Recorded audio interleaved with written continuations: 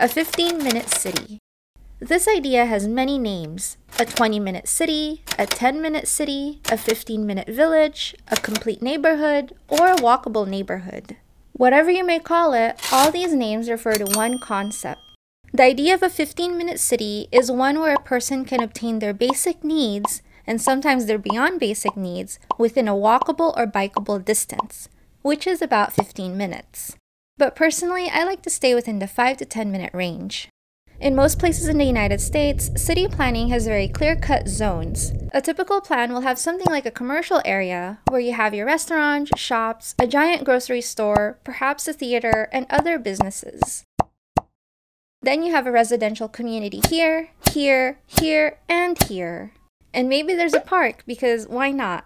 Overall, this plan is neat and orderly, and you can easily see what goes where. But this plan also requires that each person own a car or have some sort of transportation to get anything or go anywhere. Ran out of milk? Guess we're driving all the way to the supermarket.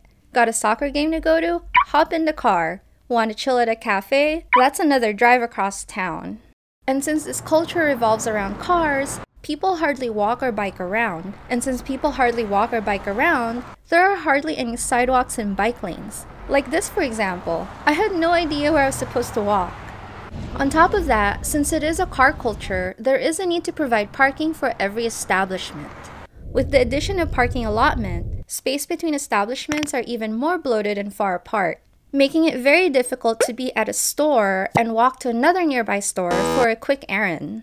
This kind of planning leads to an urban sprawl.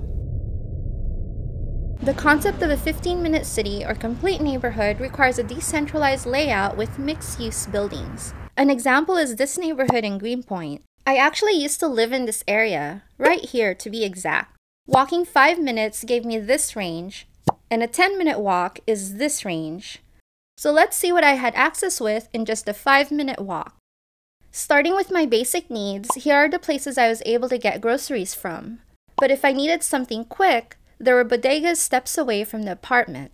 Bodegas are New York's little convenience stores. My building didn't have laundry, but my block was flanked by 2 laundromats.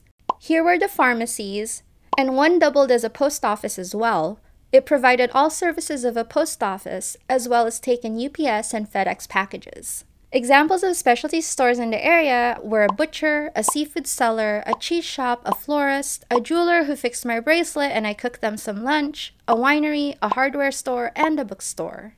All these orange wayfinders were cafes and restaurants. And of course, there was no lack of green space. The larger park, which was a 10-minute walk from the apartment, had a farmer's market, sports amenities, and hosted events pretty frequently. As far as transportation goes, these were the Citibike stations within my radius. A bus route cut through the area, and the nearest subway was a 7-minute walk. With regards to using these transit options in New York City, check out these videos. This type of neighborhood expects people to cautiously not drive or own a car, so there was very little parking availability. In place of parking amenities, there was more room for community green spaces, sidewalks, and bike lanes. Structuring a neighborhood like this is possible because of mixed-use buildings.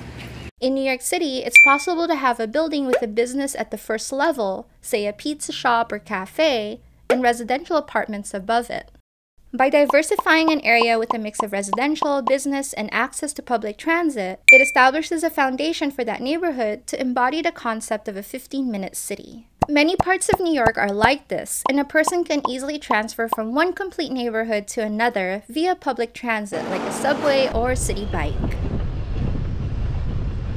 But the concept of a 15-minute city is not just defined by the city layout and zoning alone. The concept aims to promote community and equality. Yes, technically a person may be able to walk a few steps and have access to a grocery store, but can they afford the food being sold? Or perhaps the neighborhood might have amenities like a laundromat, pharmacy, and playground, but is it safe to walk there? These are problems that go beyond the simple physical plan of an area. Adopting the 15-minute concept is not just work for urban planners and developers, but also policymakers, local and non-local government, business owners, and of course advocacy from the community. If you're interested in a video on how to be more informed or involved with local city planning, comment down below. There has been a growing movement rallying for planners and government to adopt the concepts of a 15-minute city. It brings people together, it's more environmentally friendly compared to a car-reliant suburb, it boosts local businesses and promotes health, well-being, and equality, which ultimately leads to a better quality of life. Comment down below on what you think of the 15-minute city concept. Also, share this video with someone you know who might be interested in this urban concept as well. Until next time, thank you so much for watching and happy New Yorking!